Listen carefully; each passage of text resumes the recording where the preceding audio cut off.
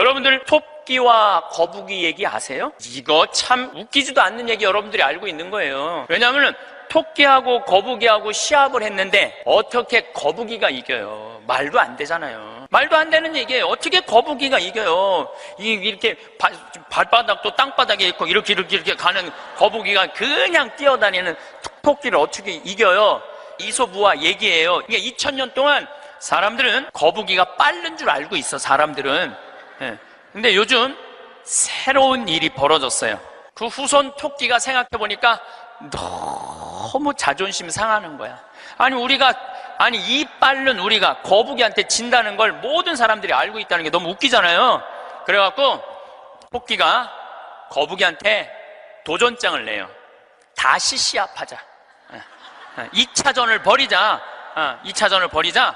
그래갖고 거북이가 생각해보니까 니네들은 이 토끼들은 막 뛰어야 되기 때문에 심장이 너무 빨리 뛰기 때문에 쉬어야 돼. 그래서 얘네들은 반드시 뭐가 필요하냐면 토끼 잠이 필요해요. 토끼 잠을 자야 돼, 얘네들은. 그러니까 거북이는 믿는 구석이 있어. 너 또 토끼 잠 잘 거니까 시합해도 우리가 분명히 이길 것이다. 그래도 거북이가 생각해보니까 그래도 준비를 해야 될 것 같아. 그래서 거북이도 어떤 준비를 하냐면은 나도 토끼처럼 뒷다리를 똑바로 세우는 훈련을 이제 하기 시작한 거예요. 뒷다리를 세워갖고 내가 빨리 좀 가야 되겠다. 뒷다리. 그걸 생각해보니까 거북이한테 최고 치명은 뭐냐면 두꺼운 등딱지야. 그래서 등딱지를 가볍게 갈기 시작했어요. 병원 다니면서 나 좀 갈아줘라, 이거 좀 가볍게. 그래갖고 준비를 충분히 했어요. 드디어 2차전이 시작이 됐어요.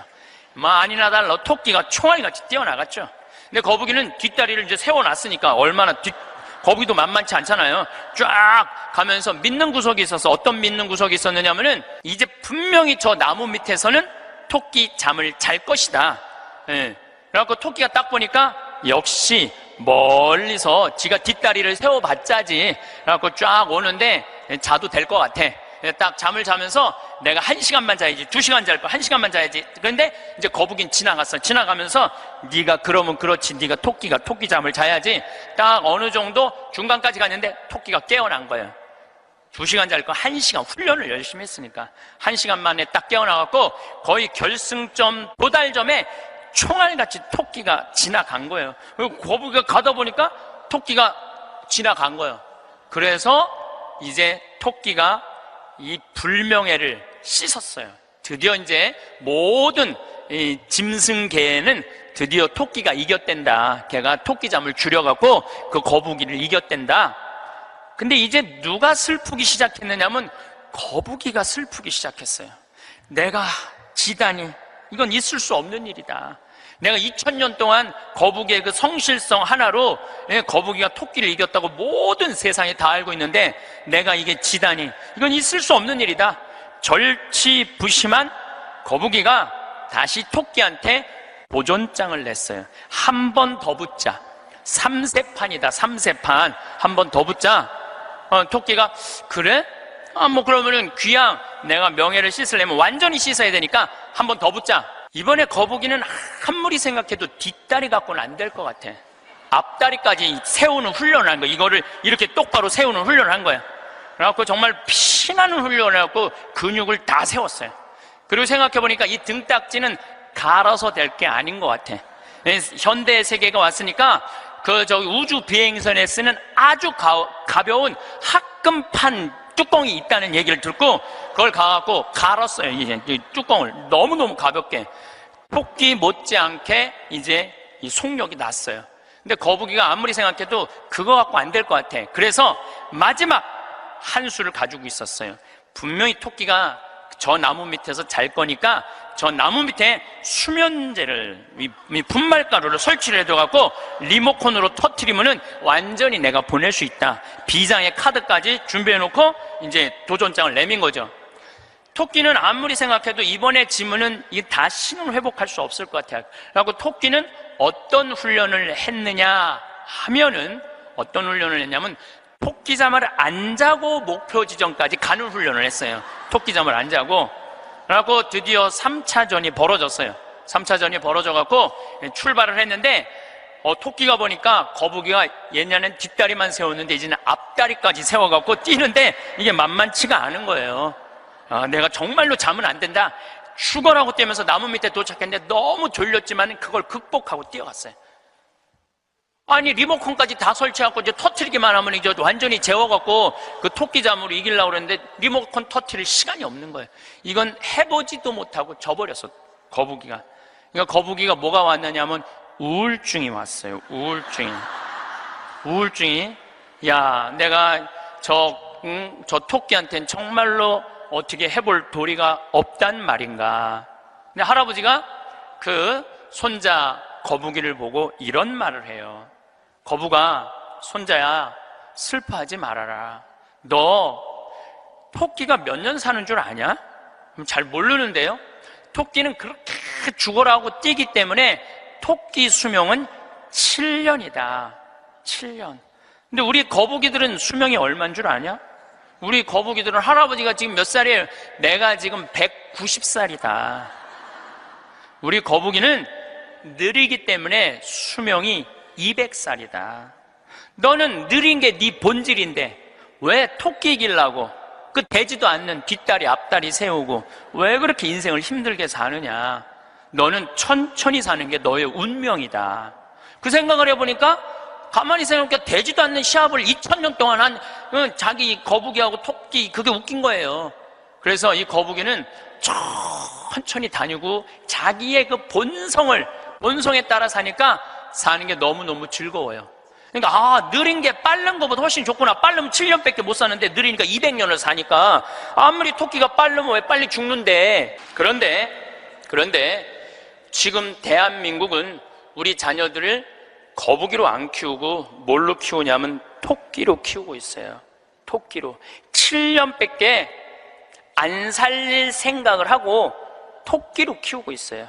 우리나라 초등학교, 중고등학교 아이들은 엄마 아빠랑 먹고 마시고 놀 일이 없어요. 그러니까 커서도 엄마 아빠하고 추억이 하나도 없는 거예요. 행복했던 순간도 없고. 제가 미국 강의를 가보면은요, 얘네들이 하는 거는 정말로 먹고 마시고 노는 일이에요. 유럽, 북유럽 애들은 말할 것도 없고 학교 가서도 계속 놀아요. 우리처럼 학원 가갖고 영어, 수학 막 계속 뭐 글쓰기, 뭐 웅변 그런 거를 하는 게 아니라니까요. 그런데 놀랍게도 핀란드 고등학생은 하루에 4시간 공부하는데 우리나라 애들은 하루에 8시간 반을 공부를 해요. 애들하고 수학시험을 보는데 누가 더 잘 보느냐면은 핀란드 애들이 훨씬 잘 본다는 거예요. 이게 무슨 얘기냐면 여러분들이 자녀들 학원 보내는 거 다 쓸데없는 데다 보내고 있는 거예요. 그 시간에 애들이 학원 가서 뭐 할 것 같아요? 휴대폰 갖고요, 게임하고 친구들하고 노는 거예요. 그 시간에 애들 학원 가 있다고 여러분들이 그걸 교육이라고 생각하는 이 대한민국이 불행한 거죠. 그 시간에 엄마 아빠랑 맛있는 음식 만들어 먹고 손잡고 소풍 다니고 눈 바라보고 같이 놀았다면은 걔네들은 건강하게 살았을 거예요. 근데 엄마 아빠하고 그랬던 적이 하나도 없어. 여러분들 사람이 커서요, 어렸을 때 가장 기억에 많이 남는 게 뭔지 아세요? 엄마가 맛있는 음식 해줬던 거. 이게 가장 기억에 많이 남는데요. 그리고 가장 행복했던 순간이 뭔지 아세요? 엄마가 맛있는 거 해준 거 너무 맛있게 먹은 거. 그게 가장 행복한 순간이래요. 근데 우리나라 대한민국의 청소년들은 엄마가 맛있는 거 해준 거 먹은 기억이 없어요. 학교 다니느냐고.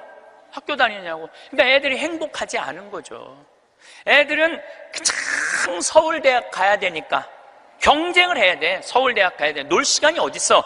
그렇게 가장 큰 희생자가 된 사람이 누구냐면은 사도세자예요. 여러분도 사도세자 얘기 알죠? 네, 사도세자가 언제 죽었느냐면 1762년 이모년에 5월 13일 날 뒤주에 들어가고 5월 22일 날 죽었어요. 8일 동안 있다가. 그런데 이 사도세자는 아버지가 영조인데 아버지의 첫째 아들이 효장세자가 있었는데 9살에 죽다가 40이 넘어서 아들 하나를 얻어요. 이게 바로 정조는 이산, 정조의 아버지인 사도세자의 진짜 이름은 이선이에요. 사도세자는 죽고 난 다음에 영조가 불러준 이름은 슬픔을 생각해라. 생각살자 슬플도자. 그래갖고 사도세자고 진짜 이름은 이선이에요. 그러니까 40이 넘어서 아들을 하나 얻었으니까 효장세자가 죽고 난 다음에 너무너무 슬펐는데 이 영조는 이 아들이 너무너무 귀했던 거야. 그래갖고 2살에 사도세자 책봉을 해요. 근데 얘가 얼마나 똑똑했느냐 하면은 2살 때 왕자라는 한자를 보고 아버지가 이게 무슨 자냐? 그러면 아버지를 가르쳤어요. 이게 아버지 자다. 왕자를 보고. 세자짜리를 보고 이거는 무슨 자냐? 이건 나다. 2살짜리가 5살 때 효경을 줄줄줄줄 외워요. 영조라는 임금은 공부하기 너무너무 좋아했던 임금이거든요. 그러니까 이게 진짜 똑똑한 놈 만들어 보겠다고, 똑똑한 놈 만들어 보겠다고 선생을 몇 명을 들이냐면 20명을 들여요. 그래갖고 아침, 점심, 저녁으로 가르치는 거야. 계속 가르치는 거야. 그리고 이제 시험을 아버지가 나와서 보는 거예요. 너 사서삼경에 이게 무슨 뜻이냐? 그러면 20명이 둘러있고 5살, 6살짜리가 까먹을 수도 있잖아요. 그러면 대답을 못하면은요, 영조가 눈을 부라리면서 이놈 그것도 모르느냐고. 근데 세자는 때릴 수가 없었어요. 누구를 때리냐면 세자를 업고 다니는 내시를 때리는 거예요. 대신 맞는 거예요. 그러니까 여러분도 어린아이가 생각을 해봐요. 내가 문제 하나 못 맞히면은 저 내시들이 두들겨 맞으니 얼마나 이 스트레스를 많이 받아요. 그런데 7살, 10살 때는 칼싸움 하는 거 좋아하잖아요. 저도 어렸을 때 맨날 산에 가갖고 나무 잘라갖고 맨날 칼싸움 해갖고 여기 맨날 여기 찢어지고 그랬던 기억나요. 이 선은 상공들하고 칼싸움을 해요.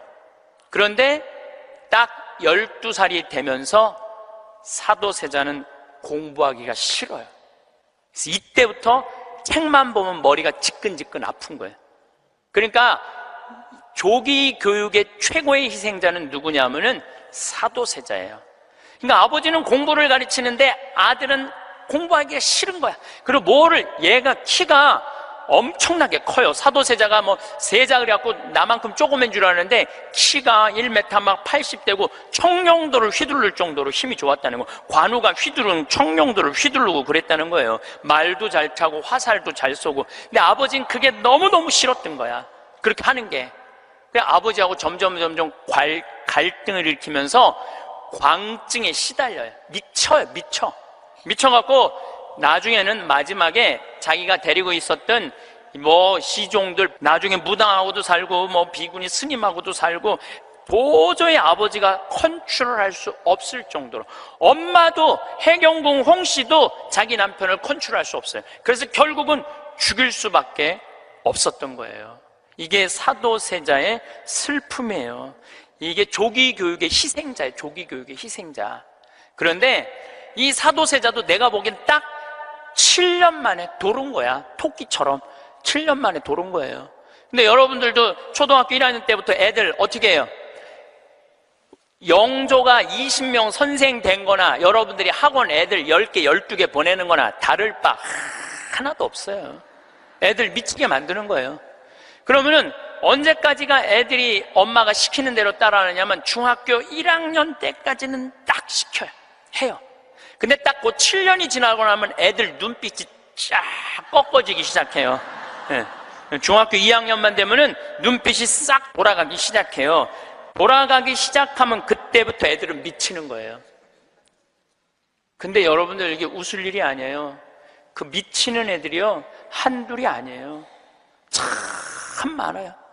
그럼 이때부터는 엄마도 컨트롤이 안 되는 거예요. 아버지도 컨트롤이 안 되는 거예요. 그리고 얘는 행복했던 순간이 하나도 없었던 거야.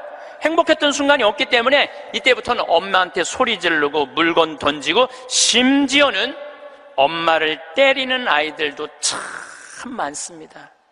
이 엄마들은 어디 가서 얘기도 못해요.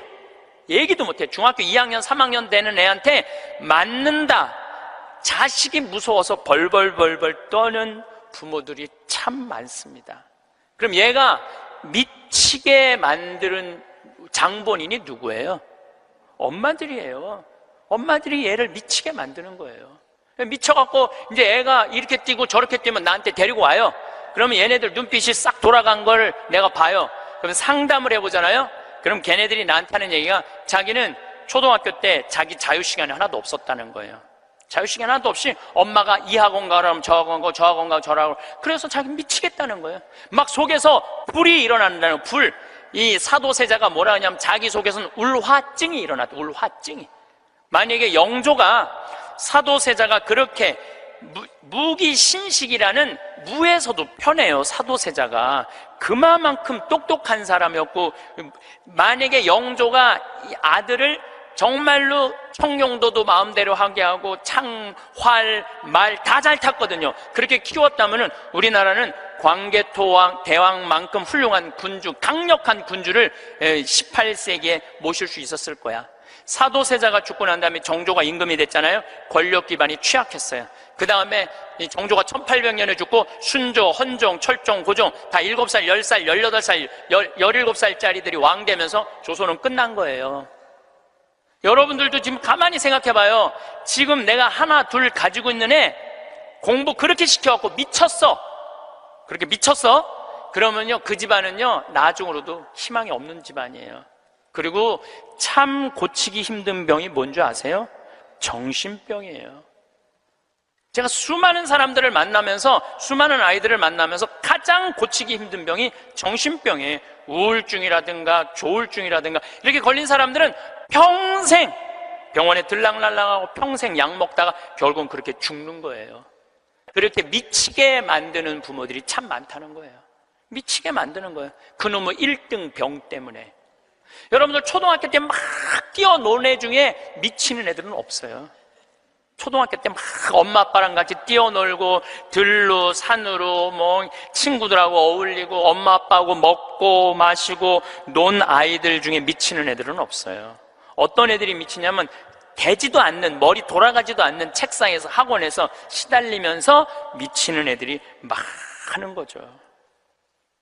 거북이가 등딱지 합금으로 바꾸듯이 자식 영어 발음 좋게 한다고 혀 이렇게 늘리는 수술하고 초등학생들한테 10개씩 학원 다니게 하는 일이 자식 미치게 만드는 일이에요.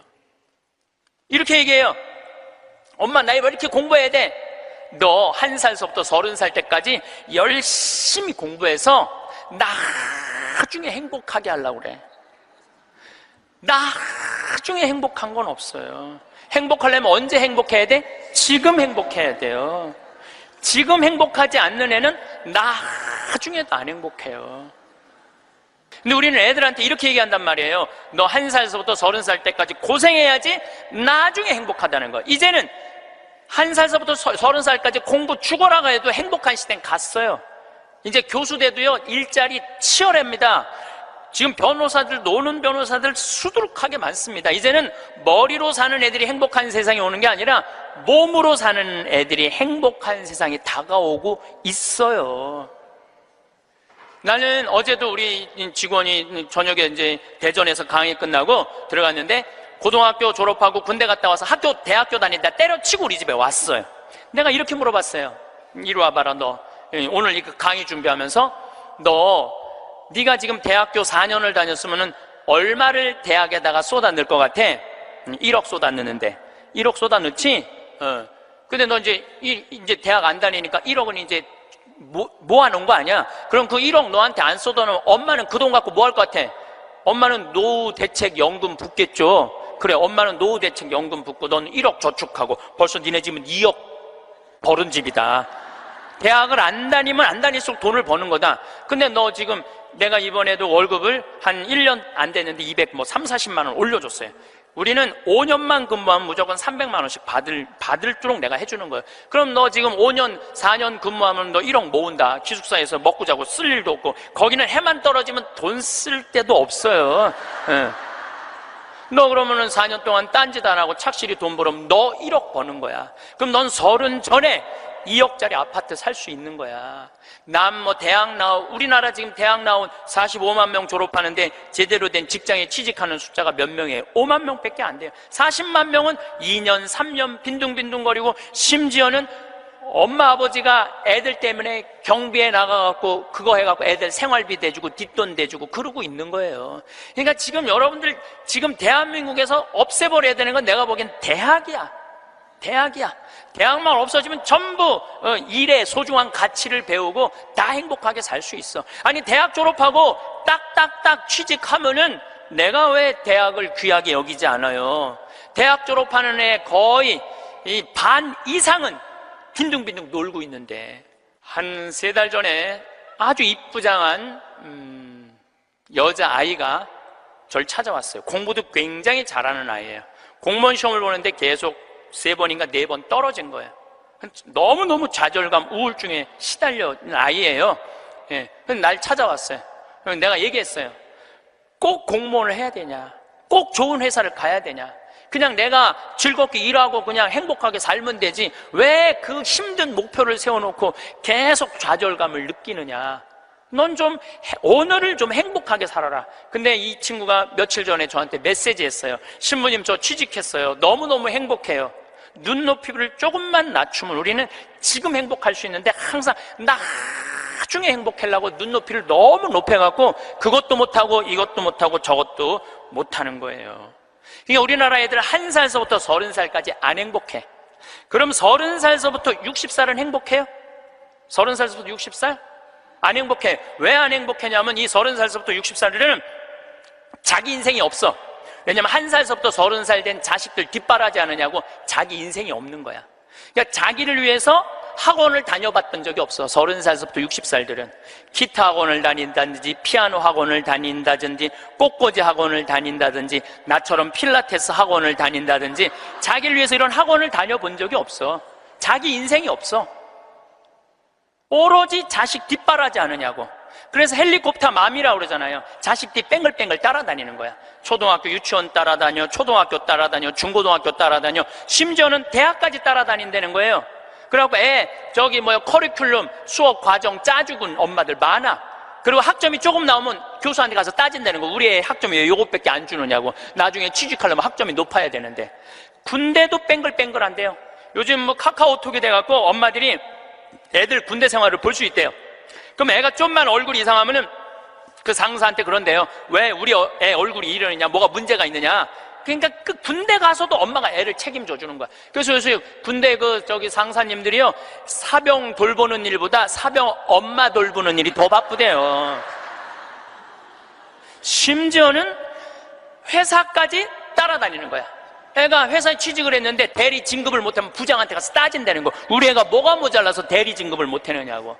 평생 자식주의를 뺑글뺑글 따라다니는 걸 뭐라고 그러냐면 헬리콥터 맘이라고 그래요. 헬리콥터 맘. 또 아버지들은 요즘은 많이 줄어들었지만 한동안은 기러기 아버지가 40만 명까지 있었어. 40만 명 기러기 아버지가. 이 기러기 아버지들은요, 자식들 한 달에 부인 것까지 하려면 700에서 1000만 원을 보내줘야 돼. 그러면은 보통 10년 정도 가 있으면요, 이 기러기 아버지는 10년 동안 인생이 하나도 없는 거예요. 자식도 없고 아내도 없고 돈도 없는데 뭐 돈만 버는 기계로 사는 거야. 그러니까 자기 인생을 못 사는 거. 30살서부터 60살들은 자기 인생이 없는 거예요. 근데 문제는 60살 때 30살 된 자식이 이렇게 말합니다. 엄마, 이제 엄마 인생 살아. 자기를 위해서 살아봤던 적이 없는데 내 인생을 살으라는 거야. 살 줄을 모르는데. 30살서부터 60살은 뭐 해야 되는 나이냐면요, 자아실현해야 되는 나이야. 자아실현이라는 게 뭐예요? 자기의 능력을 쓰는. 오늘 물이 없는데 여기 물을 하나 갖다 놓으면 내가 이 물을 안 먹었으면은 이 물은 자아실현하는 물이에요? 자아실현 안 하는 물이에요? 자아실현 안 하는 물이에요. 내가 먹어줘야지 자아실현이 되는 물이에요. 자아실현이 되는 물이에요. 여러분들이 샴푸를 하나 샀어. 그럼 샴푸를 사면은 그 샴푸를 한 방울까지 다 쓰면은 여러분들 기분 좋아요, 안 좋아요? 그 샴푸는 나한테 와서 자기 능력을 다 썼어요, 안 썼어요? 그럼 자아실현 한 거야, 안 하는 거예요? 자아실현 한 거죠. 내가 요즘 목욕 가방에 샴푸 하나 다니는데 요만큼 남았어. 그 짜서 쓸 때마다 기분이 너무 좋아요. 너 이제 자아실현 다 돼가는구나. 이제 자기 능력 다 썼으니까. 우리 사제관에 개가 한 마리 있어요. 문수라는 개가 있는데 얘가요, 딱 사제관에 도착하면은요, 총알같이 튀어나와요, 자기 집에서. 그리고 요만한 개가 내 가슴까지 뛰어 올라와요. 그리고 놀라운 거는요, 얘가 사제관에 신부들이 오면 안 물고 안 짖어요. 근데 여자들만 오면은 잡아 먹을 듯이 짖어요. 진짜로. 그리고 막 엉덩이고 허벅지고 다 깨물어요. 얘 자아실현 하는 게 자아실현 안 하는 게예요. 자아실현 하는 게예요. 근데 우리나라 30살서부터 60살 된 많은 분들은 자기 능력을 안 써요. 자기 능력을 안 쓰고 자식만을 위해서 살아요.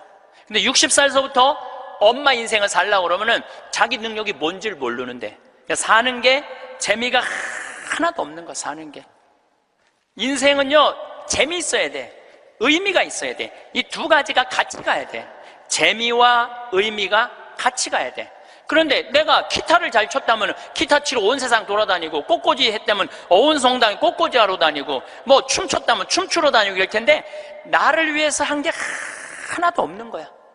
그러니까 사는 게 재미가 없는 거야. 60살서부터 100살까지 어떻게 살아? 그러니까 우리는 1살서부터 30살도 안 행복하고 30살서부터 60살도 안 행복한 거예요. 여러분들도 마찬가지입니다. 많은 분들이 나는 이제 아파트도 사놓고 애들 결혼도 시켜놓고 내가 이제 60살서부터 나중에 행복해야지. 그런 분은요 떨커덕, 오늘 아침에도 내가 나오면서 암 걸린 분 안수기도를 해주고 나왔는데 내 손에서 안 나와도 안수를 받고 싶다 그래서 내가 해주고 왔어요. 내 손에서 안 나와도 안수를 받고 싶다 그래서 해주고 나왔는데 자매님 보니까 굉장히 건강한데 무슨 암 말기래요. 대개 우리는요 나중은 안 기다려요. 그러니까 행복하려면 언제 행복해야 돼? 지금 행복해야 돼. 지금 맛있는 거 사 먹으려면 언제 사 먹어? 지금 사 먹어야 돼. 나중에 사 먹지 말고. 경치 좋은 데 가려면 언제 가야 돼? 지금 가야 돼. 지금. 나중에 가지 말고. 그러니까 우리나라 할머니 60, 70 된 분은 쓸 머리 나쁜 몸으로 살 놈한테 돈 쏟아 넣느냐고. 세계 빈곤율, 노인 빈곤율이 우리나라가 1위예요. 1위. 돈이 없어요. 다른 나라 사람들은 나이를 먹으면 얼마나 럭셔리하게 사는데요. 놀지도 못하고 죽어라 30살까지 나중에 행복하려고 공부했는데 취직 안 되면 그 허탈감, 좌절, 이거는 어른들은 상상할 수 없을 만큼 힘든 거예요. 상상할 수 없을 만큼. 제가 잠비아에 봉사활동 이렇게 갔을 때 나하고 같이 일을 하는 수녀님이 20년 전에 독일에서 유학을 했는데 장애시설, 복지학과 유학을 해갖고 장애시설에 많이 다녔대요. 근데 그 장애시설에 심리학과 여자 교수가 있었는데 퇴근할 때 보니까 그 운전기사랑 퇴근을 하더래요. 그래서 어떻게 운전기사랑 퇴근을 맨날 하느냐고, 저 사람 내 남편이라고.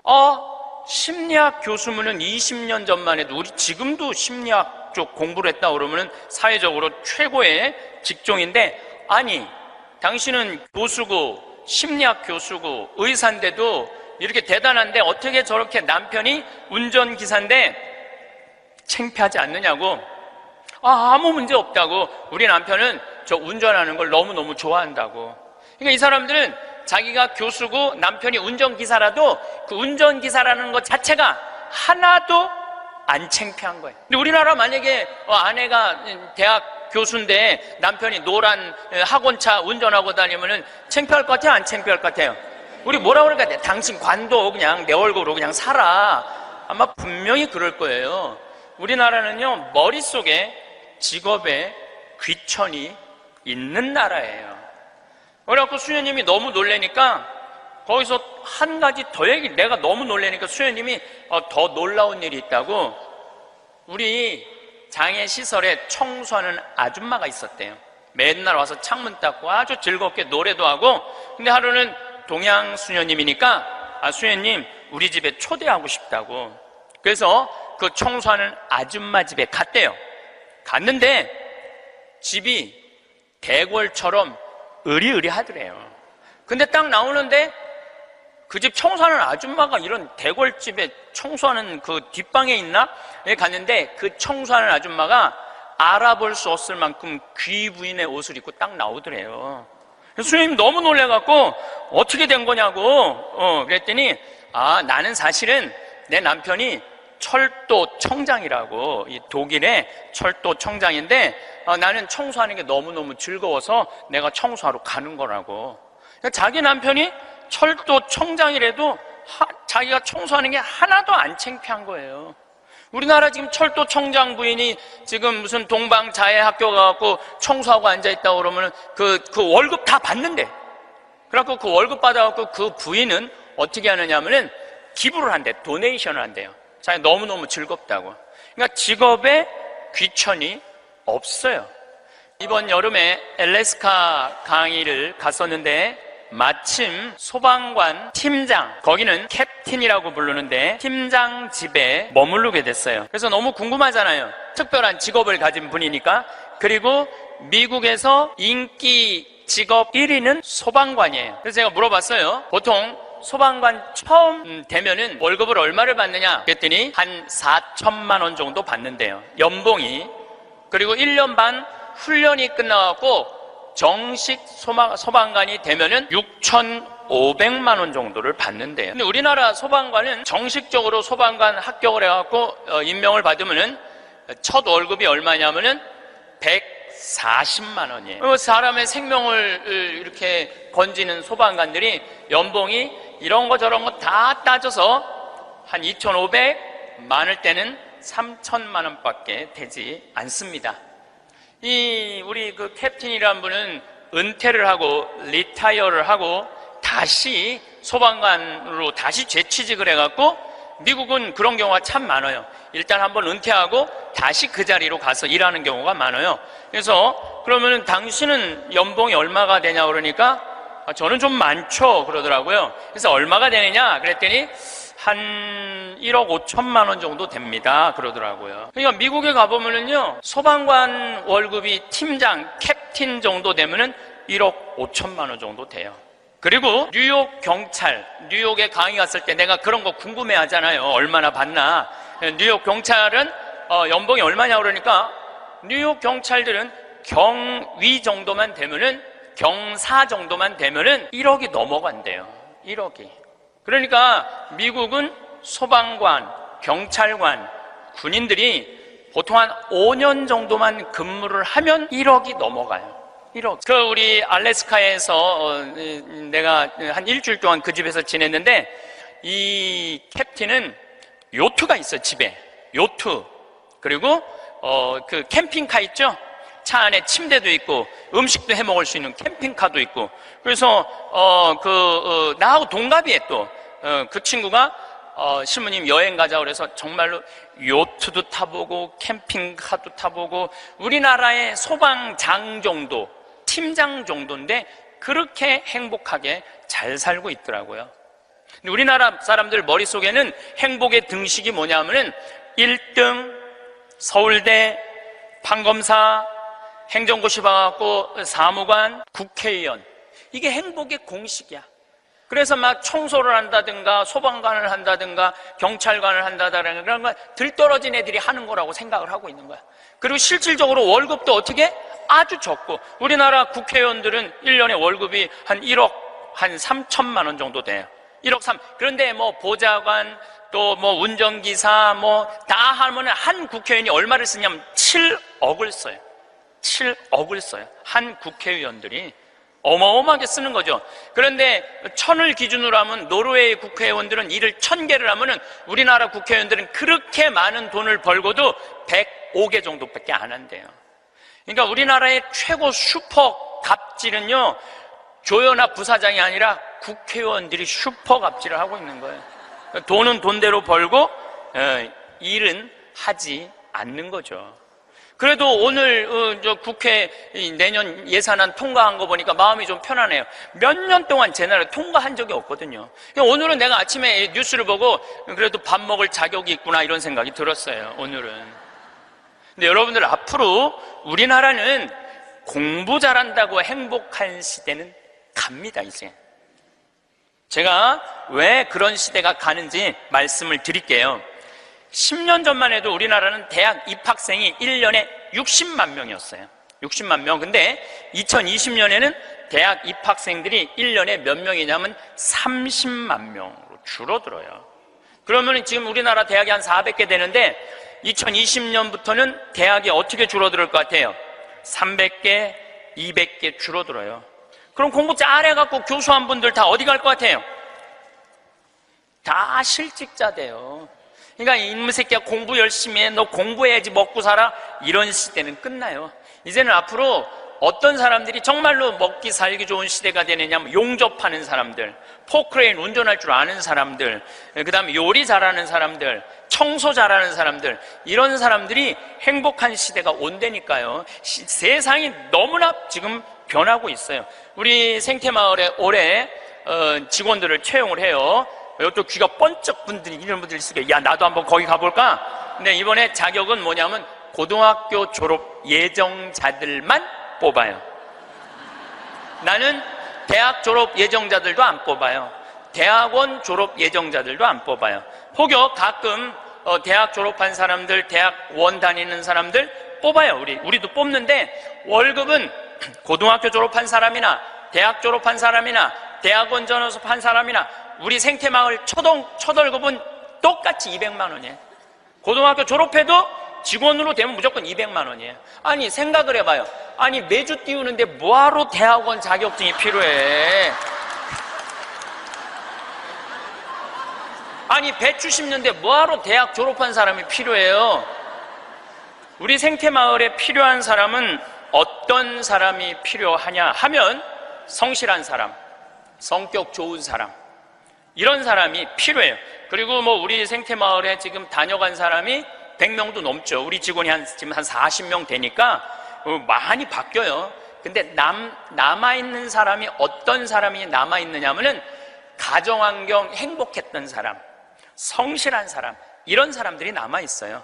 가정환경 불행했던 사람, 어린 시절을 힘들게 지냈던 사람은요 많이 견뎌야 6개월이에요.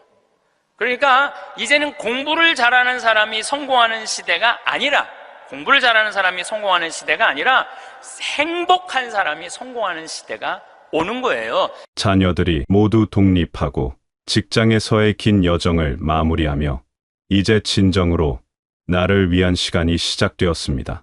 수십 년 동안 가족을 위해, 일을 위해 달려오며 늘 다른 사람을 우선순위에 두고 살아왔던 우리에게 이 시기는 마치 새로운 인생의 시작점과 같습니다. 아침에 일어나서 출근 준비를 하던 바쁜 일상에서 벗어나 이제는 여유롭게 창밖을 내다보며 오늘 하루를 어떻게 보낼지 천천히 계획할 수 있게 되었습니다. 많은 분들이 이런 변화 앞에서 혼란스러워합니다. 그동안 너무나 바쁘게 살아왔기 때문에 갑작스럽게 주어진 자유로운 시간이 오히려 부담스럽게 느껴지기도 합니다. 무엇을 해야 할지 모르겠다는 막연함이나 쓸모없는 사람이 된 것 같은 허전함을 경험하기도 합니다. 하지만 이는 지극히 자연스러운 감정입니다. 오히려 이런 마음이 드는 것은 그동안 얼마나 성실하고 책임감 있게 살아왔는지를 보여주는 증거이기도 합니다. 이제는 새로운 관점으로 인생을 바라볼 때입니다.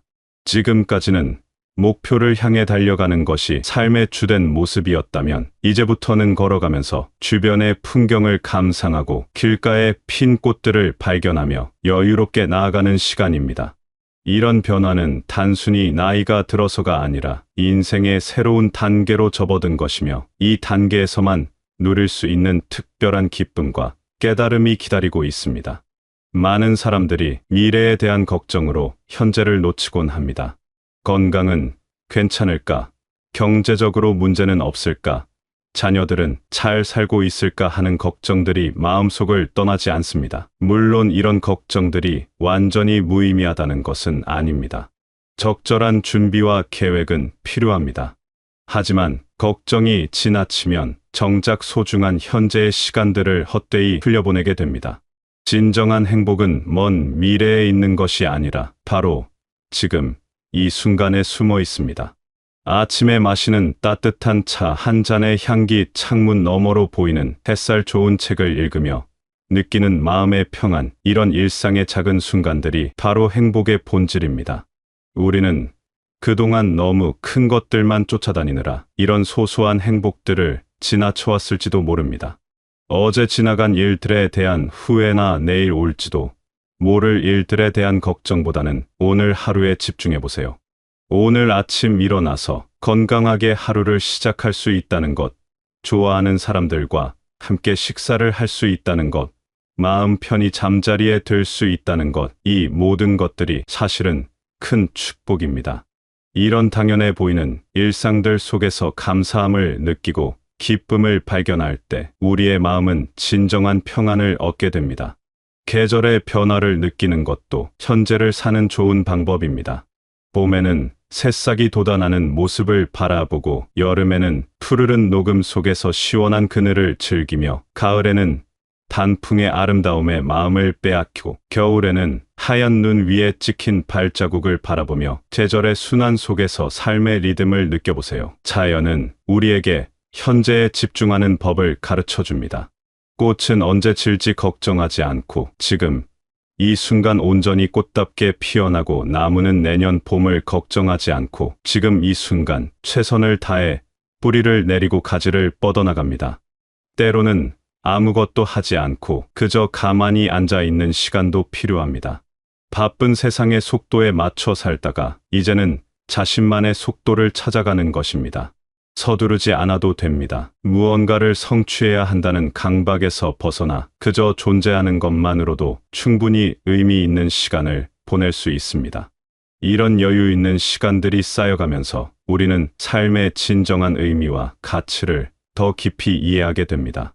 자녀를 키우는 일은 인생에서 가장 중요하고 의미 있는 일 중 하나였습니다.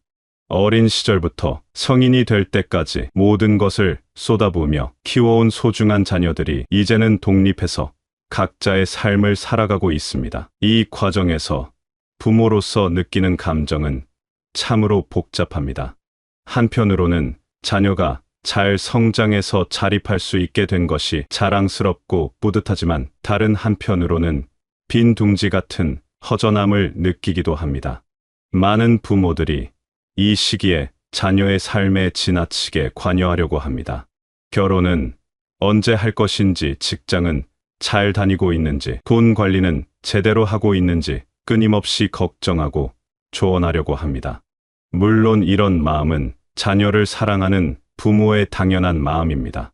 하지만 때로는 이런 관심이 자녀에게는 부담으로 느껴질 수 있고, 부모 자신에게도 불필요한 스트레스가 될 수 있습니다.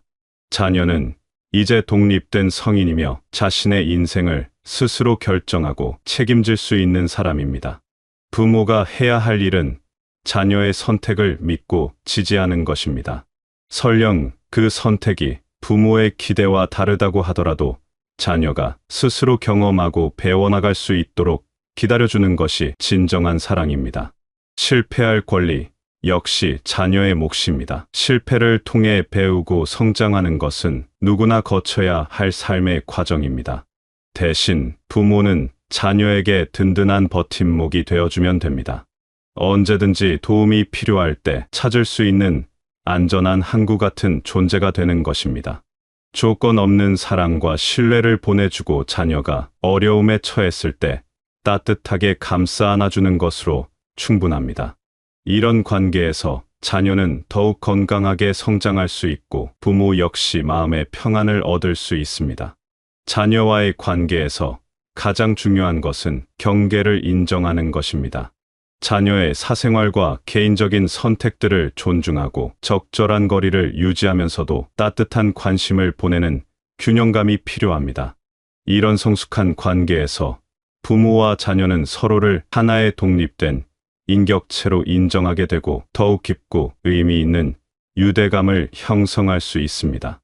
우리는 살면서 끊임없이 다른 사람들과 자신을 비교하며 살아왔습니다. 학창시절에는 성적으로, 직장에서는 승진과 연봉으로, 결혼에서는 배우자와 자녀의 성취로 자신의 가치를 판단해왔습니다. 하지만 이제는 그런 비교의 굴레에서 벗어날 때입니다. 각자가 걸어온 길이 다르고 각자에게 주어진 환경과 조건들이 다른데 어떻게 같은 잣대로 비교할 수 있겠습니까? 토끼와 거북이 이야기는 우리에게 중요한 교훈을 줍니다. 거북이가 토끼처럼 빨리 뛰려고 한다면 오히려 자신의 본래 모습을 잃어버리게 됩니다. 거북이는 거북이만의 속도가 있고 토끼는 토끼만의 방식이 있습니다. 마찬가지로 우리 각자도 자신만의 속도와 리듬이 있습니다. 이를 인정하고 받아들일 때 진정한 내적 평화를 얻을 수 있습니다. 다른 사람이 여행을 많이 다닌다고 해서 나도 똑같이 해야 한다는 생각에서 벗어나세요. 다른 사람이 새로운 취미 생활을 시작했다고 해서 나도 따라해야 한다는 압박감을 느낄 필요가 없습니다. 중요한 것은 다른 사람의 기준이 아니라 나 자신이 진정으로 원하는 것이 무엇인지를 찾는 것입니다. 내 마음이 편안해지는 것이 무엇인지, 내가 즐거워하는 것이 무엇인지에 귀를 기울여 보세요. 어떤 사람은 조용히 집에서 책을 읽으며 시간을 보내는 것을 좋아하고 어떤 사람은 활동적으로 밖에서 사람들과 어울리는 것을 즐깁니다. 어떤 사람은 새로운 것을 배우는 것에서 기쁨을 찾고 어떤 사람은 익숙한 일상의 반복에서 안정감을 느낍니다. 이 모든 것들이 다 옳고 소중한 삶의 방식입니다. 남들의 속도에 맞춰 조급해하지 마세요. 남들이 빨리 달린다고 해서 나도 그 속도를 따라가려고 무리하지 마세요. 내가 편안하게 걸을 수 있는 속도로 천천히 나아가면 됩니다. 그 과정에서 길가에 핀 꽃들도 구경하고 새들의 노랫소리도 들으며 여유롭게 삶을 즐길 수 있습니다. 이런 여유로운 걸음이야말로 인생의 후반부에서 누릴 수 있는 특별한 축복입니다. 이제는 온전히 자신을 위한 시간입니다. 그동안 다른 사람을 위해 사용했던 시간과 에너지를 이제는 나 자신에게 투자할 수 있게 되었습니다. 이것은 이기적인 것이 아니라 자연스럽고 건강한 변화입니다. 자신을 돌보고 자신의 꿈을 실현해 나가는 것은 삶의 균형을 맞추는 중요한 과정입니다. 많은 분들이 젊었을 때 하고 싶었지만 현실적인 이유로 포기했던 꿈들이 있을 것입니다. 그림을 그리고 싶었지만 생계를 위해 포기했던 꿈, 악기를 배우고 싶었지만 시간이 없어서 미뤄둔 계획, 여행을 다니고 싶었지만 가족을 돌봐야 해서 접어둔 소원들 말입니다. 이제는 그런 꿈들을 다시 꺼내볼 시간입니다. 새로운 것을 시작하기에 늦었다고 생각하지 마세요. 배움에는 나이가 없습니다. 60세에 시작한 그림이라고 해서 20세에 시작한 그림보다 가치가 없는 것은 아닙니다. 오히려 인생의 경험과 지혜가 담긴 더욱 깊이 있는 작품이 나올 수 있습니다. 중요한 것은 결과가 아니라 과정에서 느끼는 기쁨과 만족감입니다. 새로운 사람들과의 만남도 삶에 활력을 불어넣어줍니다. 취미 동호회나 평생교육 프로그램, 자원봉사 활동 등을 통해 비슷한 관심사를 가진 사람들과 어울릴 수 있습니다. 이런 만남들은 새로운 자극과 영감을 주고 삶에 더 많은 재미와 의미를 가져다 줍니다. 새로운 친구들과 나누는 대화는 마음을 젊게 하고 세상을 보는 시각을 넓혀줍니다. 하지만 무엇인가를 반드시 해야 한다는 부담감을 가질 필요는 없습니다. 때로는 그저 여유롭게 시간을 보내는 것도 충분히 의미 있는 일입니다. 정원에서 화초를 가꾸거나 손자, 손녀와 시간을 보내거나 좋아하는 음악을 들으며 산책하는 것도 모두 소중한 자아 실현의 방법들입니다. 작은 일상의 변화도 삶에 새로운 활력을 불어넣어줍니다. 평소보다 조금 일찍 일어나서 동네를 천천히 걸어보거나 새로운 요리법을 시도해보거나 오랫동안 연락하지 못했던 친구에게 안부 전화를 드리는 것처럼 작은 변화들이 일상의 작은 기쁨을 가져다 줍니다. 이런 소소한 변화들을 두려워하지 마세요. 변화는 언제나 새로운 가능성의 문을 열어줍니다. 독서도 마음을 풍요롭게 해주는 좋은 방법입니다. 젊을 때는 시간에 쫓겨 읽지 못했던 좋은 책들을 천천히 음미하며 읽어보세요. 책 속에서 만나는 지혜로운 문장들과 깊이 있는 사상들이 삶에 대한 새로운 시각을 제공해 줄 것입니다. 책을 읽으면서 메모하고 생각을 정리하는 시간도 자기 자신과의 소중한 대화 시간이 됩니다. 중요한 것은 자신의 마음의 소리에 귀를 기울이는 것입니다. 무엇이 나를 즐겁게 하는지, 무엇이 나에게 평안을 주는지, 무엇이 나를 생동감 있게 만드는지를 살펴보세요. 그리고 그런 것들을 삶 속에 조금씩 늘려나가세요. 이런 작은 변화들이 모여서 더욱 풍성하고 만족스러운 삶을 만들어갑니다. 지금까지 우리가 추구해온 행복의 기준들을 다시 생각해 볼 필요가 있습니다. 좋은 집, 좋은 차, 높은 사회적 지위, 이런 외적인 조건들이 행복을 가져다 준다고 믿어왔지만 실제로는 그렇지 않다는 것을 경험으로 알게 되었습니다. 물질적인 풍요로움이 어느 정도의 안정감을 주는 것은 사실이지만 그것만으로는 마음의 평안과 진정한 만족감을 얻을 수 없습니다.